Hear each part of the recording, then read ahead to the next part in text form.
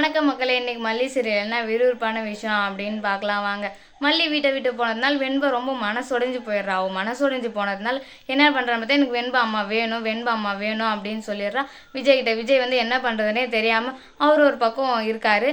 அவர் ஒரு பக்கம் இருக்கவும் போதும் ஒன்றும் ரஞ்சிதாவும் இதுதான் சாக்குன்னு சொல்லிட்டு விஜய் கிட்ட சத்தியம் வாங்கிடுறாங்க. என்னன்னு பார்த்தீங்கன்னா, நீ இனிமேல் மல்லி அந்த வீட்டுக்கு கூப்பிட்டு வரக்கூடாது, அப்படி கூப்பிட்டு வந்தால் நான் அந்த வீட்டை விட்டு போயிடுவேன் அப்படின்னு சொல்லிட்டு இதுதான் சாக்குன்னு அவங்க சத்தியம் வாங்கிடுறாங்க. அவங்க சத்தியம் வாங்கினதுக்கப்புறம் இதுக்கப்புறம் என்ன பண்ணுறதுன்னு தெரில சித்தி, நீங்கள் தான் வெண்பாவை பார்த்துக்கணும் அப்படின்னு விஜய் வந்து சொல்லிடுறாங்க போதும் பொண்ணுக்கிட்டே ரஞ்சிதாக்கிட்டையும். ரஞ்சிதாவும் போதும் பொண்ணும் போய் பாப்பாட்ட போயிட்டு பேசுகிறாங்க. அவள் இருந்தோன்னே எனக்கு மல்லியம்மா வேணும், மல்லியம்மாவுக்காக நான் இம்போஷன் எழுதியிருக்கேன், சாரி அம்மா சாரி அம்மா அப்படின்னு சொல்லிட்டு அப்படின்னு சொல்கிறாங்க. இவங்க இருந்துன்னு அவள் பாதியிலே வந்தால் பாதியிலே போயிட்டா, அவ்வளோதான், அவளாம் இனிமேல் உங்க கூடலாம் வரமாட்டேன், இந்த வீட்டுக்கு வரவும் மாட்டா அப்படின்னு சொல்கிறாங்க. இனிமேல் நான் தான் உன்னை பார்த்துக்க போகிறேன் அப்படின்னு வந்து ரஞ்சிதா சொல்கிறா வெண்பா கிட்ட. வெண்பா ஏன் வரமாட்டாங்க, அவங்க என் அம்மா தானே, கண்டிப்பாக வருவாங்க அப்படின்ற மாதிரி அவள் வந்து சொல்கிறா.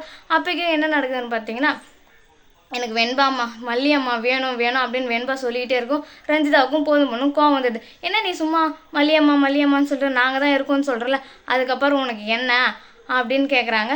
இல்லை எனக்கு மல்லியம்மா தான் வேணும்னு அப்படின்னு ஒரு பக்கம் சொல்லிட்டு இருந்தாலும் அங்கே மல்லி வீட்டில் என்ன நடக்குதுன்னு பார்த்தீங்கன்னா, யாரோ ஒரு தரகரை வர வச்சு மல்லியோட அண்ணன் என்ன பண்ணுறாருன்னா அவளுக்கு பொண்ணு பார்க்க ஆரம்பிச்சிடுறாங்க. பொண்ணு பார்க்க வரத்துக்குனால இனிமேல் நீ கல்யாணம் பண்ணிக்கணும், அப்படி நீ கல்யாணம் பண்ணிக்கலன்னா அவ்வளோதான் அப்படின்னு பாபு வந்து அவளை வந்து மிரட்ட ஆரம்பிச்சிடுறாங்க. அவளை மிரட்டின உடனே மல்லி என்ன பண்ணுறதுன்னு தெரியாமல் இனிமேல் எனக்கு வேண்டானே அப்படின்னு சொல்லிடுறான். எனக்கு வேண்டாம், எனக்கு மேரேஜே வேண்டாம் அப்படின்ற மாதிரி சொல்லவும், இல்லை நீ பண்ணிக்கிற, நீ பண்ணாதான் வேலைக்கு ஆகும், இல்லாட்டி நீ இப்படி தான் இருப்ப, ஊர் மக்கள் ஏற்கனவே உன்னை பற்றி தப்பாக பேச ஆரம்பிச்சிட்டாங்க, எனக்கு தெரியாது, நீ மேரேஜ் பண்ணிக்கலாம், நான் தூக்கயிறு போட்டு செத்துருவேன் அப்படின்ற மாதிரி அவர் மிரட்ட ஆரம்பிச்சிட்டாரு. அவர் மிரட்ட ஆரம்பிச்சோன்னு என்ன பண்ணுறதுனே தெரில மல்லிக்கு. மல்லி ஒரே சோகத்தில் உட்காந்துட்டு இது வந்து என்ன நடக்குதுன்னு பார்த்தீங்கன்னா, அதுக்கப்புறமா விஜய்க்கு தெரிய வருது. விஜய்க்கு தெரிய வந்து ஏன் இந்த மாதிரிலாம் பண்ணுறீங்க அப்படின்னும் போது, நீ யார் கேட்குறதுக்கு, உனக்கு எதுக்கும் சம்மந்தமே கிடையாது, நீ ஒழுங்காக போயிடு அப்படின்னு அவர் வந்து சொல்லிடுறாரு. சரி, அதுவும் ஒரு பக்கம் இருக்கும். வெண்பாவை பார்க்குறதுக்காக ஒரு நாள் மட்டும் அவளை அனுப்புங்க, வெண்பா வந்து மல்லியம்மா வேணும் மல்லியம்மா வேணும்னு சொல்லிக்கிட்டே இருக்கா, அதனால் வெண்பாவை அனுப்புங்க அப்படின்னு சொல்கிறான். அப்போக்கும் பாபு வந்து கேட்குறதாவே இல்லை. இதுக்கப்புறம் அங்கே அமிச்சா அவ்வளோதான், என் தங்கச்சிக்கு நான் மேரேஜ் ஃபிக்ஸ் பண்ணிக்கிறேன், நாளைக்கு அவங்க வரேன்னு சொல்லியிருக்காங்க, நாளைக்கு கண்டிப்பாக அவங்க வருவாங்க அப்படின்ற மாதிரி பாபு சொல்லிடுறாரு.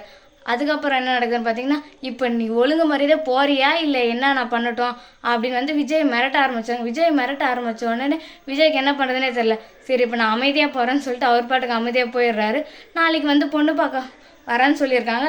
மல்லி இருந்து நான் அழுந்துக்கிட்டே இருக்கேன், எனக்கு வேணாம் எனக்கு வேணாம் எனக்கு வேணாம்னு சொல்லிட்டு. அப்போக்கும் பாபு கேட்குறதாவே இல்லை.